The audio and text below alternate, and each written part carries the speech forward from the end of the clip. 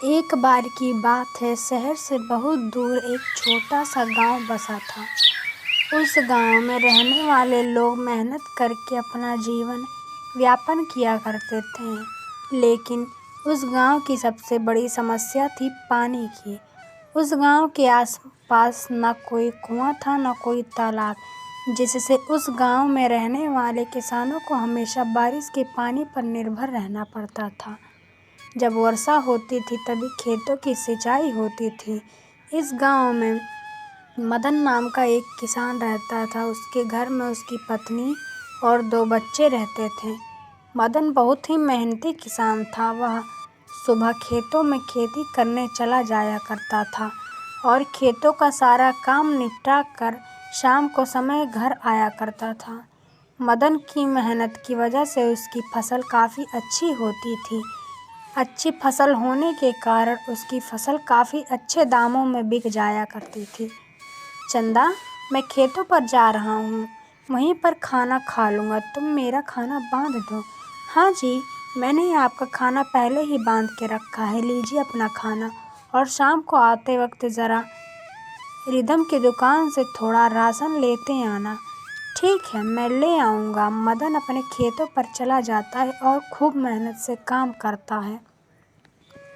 थोड़ा थक जाने के बाद वह एक पेड़ के नीचे बैठकर खाना खाता है और थोड़ी देर के लिए विश्राम करता है। तभी मदन की आंख लग जाती और वह सपना देखता है कि इस बार गांव में वर्षा नहीं हुई है। सभी किसानों की फसल वर्षा न होने के कारण उपज नहीं पाई।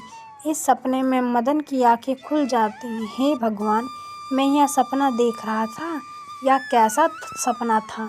अगर वर्षा नहीं हुई तो मेरी सारी फसल बर्बाद हो जाएगी। नहीं नहीं, ऐसा नहीं हो सकता। हर साल तो वर्षा होती है, इस साल भी ज़रूर होगी।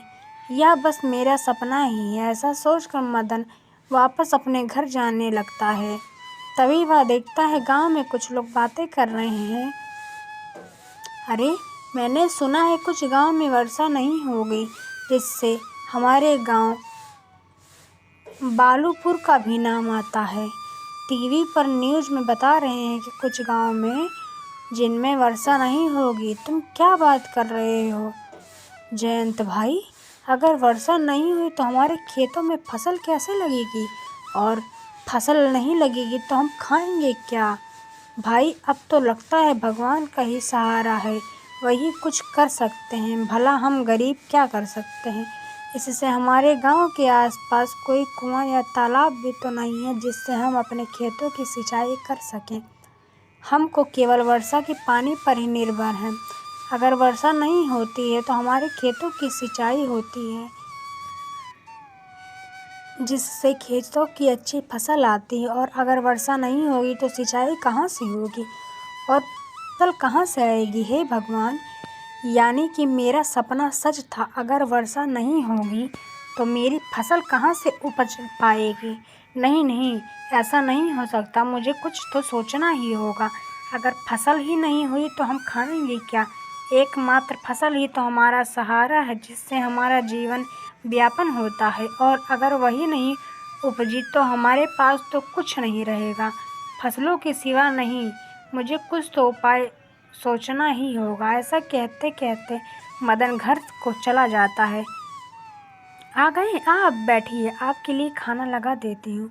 आप इतने परेशान क्यों दिख रहे हैं? क्या हुआ जी? चंदा, गांव के लोग कह रहे हैं कि इस बार वर्षा नहीं होगी। इस बार गांव में अकाल पड़ने की संभावना है। अगर ऐसा हुआ तो हमारी फसल तो उपज ही नहीं पाएगी और फसल नहीं हुई तो हम खाएंगे क्या? यह तो बहुत बड़ी समस्या है। अब हम क्या करेंगे? वही तो मैं सोच रहा हूँ, कुछ न कुछ तो करना ही होगा। हाँ ठीक है, हम कुछ न कुछ सोच लेंगे, लेकिन पहले आप खाना खा लीजिए। मदन का परिवार एक साथ बैठकर खाना खाता है और फिर सब सो जाते हैं। लेकिन मदन की तो मानो जैसे नींद ही उड़ गई थी। सारी रात वह यही सोचता रहा कि अगर वर्षा नहीं हुई तो फसल का क्या होगा।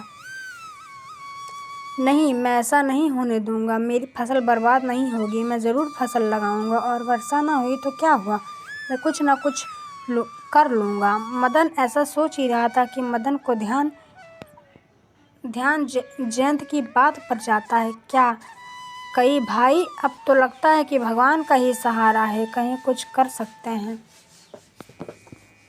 भला हम गरीब क्या कर सकते हैं?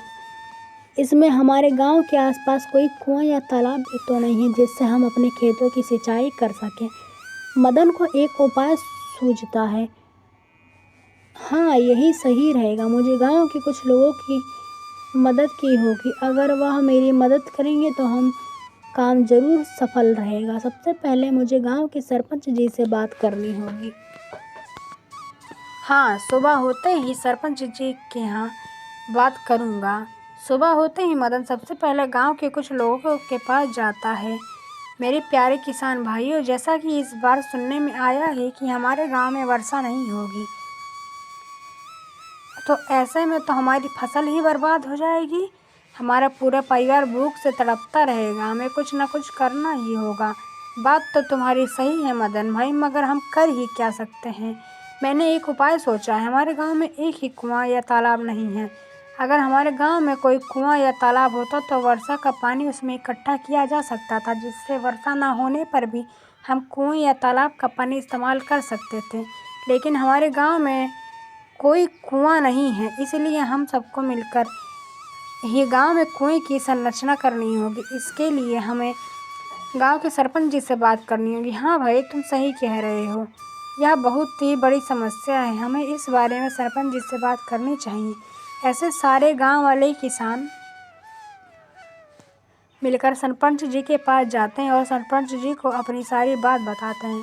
किसान भाइयों, तुम सही कह रहे हो। गांव में कोई कुआं या तालाब ना होने के कारण सभी किसानों पर काफ़ी तकलीफ सहनी पड़ती है और गांव के सारे किसान खाली वर्षा पर निर्भर रहते हैं। अगर गांव में कुआं होगा तो वर्षा न होने पर भी किसान अपने खेतों की सिंचाई कर सकेंगे। तुम ठीक कह रहे हो मदन, हम कल ही गांव में कुआं खोदने का काम शुरू करते हैं। तुम सब लोगों को मिलकर गांव का कुआं खोदने को, जमीन की चिंता मत करो। मेरे घर के पीछे वाली ज़मीन पे सभी उसी पर खोद लेना। सारे किसान इस पर सहमति जता के अपने घर की ओर चले जाते हैं। मदन घर पे जाके अपनी पत्नी को बताता है कि सरपंच जी ने कुआं बनाने का आदेश दे दिया है। अगले दिन से कुआं बनाने का काम चालू करेंगे। सभी गांव वाले कुआं बनाने को तैयार हो गए हैं। मदन की पत्नी बोलती है, यह तो बहुत अच्छी बात है। कल से कुएं का काम चालू हो जाएगा, फिर हमारे खेत की सिंचाई अच्छे से हो जाएगी। इतना वो लोग बोल ही रहे थे कि आसमान में जोरदार बिजली कड़कती है और बहुत तेज बारिश होने लगती है, मानो आसमान फट गया हो। बारिश की बूंदें ज़मीन पे जितनी ही गिरती हैं, मदन उतना ही खुश होता है। 2-3 दिन लगातार बारिश चलने की वजह से सबकी फसल बहुत हरी भरी हो गई थी। खेतों की सिंचाई अच्छे से हो गई थी। मदन और उसके दोस्त गांव में एक पेड़ के नीचे मिलते हैं और बातें करते हैं। हम लोग कुआं बनाने की बात कर रहे थे, भगवान ने हम लोगों की सुन ली और सिंचाई के लिए पानी दे दिया। बरसात इतना ज़ोरदार हुआ मानो कि कहीं बादल फट गया हो। मदन अपने खेत की ओर जाता है और देखता है कि उसका खेत अब हरा भरा हो गया है, अनाज से लहला रहा है। मदन वहीं पर सोचता है, भगवान आपका लाख लाख शुक्र है। मुझे तो लगा था कि इस बार हमारी फसल बर्बाद हो जाएगी और कोई आमदनी नहीं होगी, हम लोग भूखे मर जाएंगे। लेकिन आपका बहुत बहुत धन्यवाद भगवान। इतना कहकर मदन घर चला आता है और अपनी पत्नी के साथ बातें करता है। फिर वो लोग हंसी खुशी रहने लगते हैं। अगर आपको हमारी कहानी पसंद आई हो तो लाइक, सब्सक्राइब करें और कमेंट करना ना भूलें।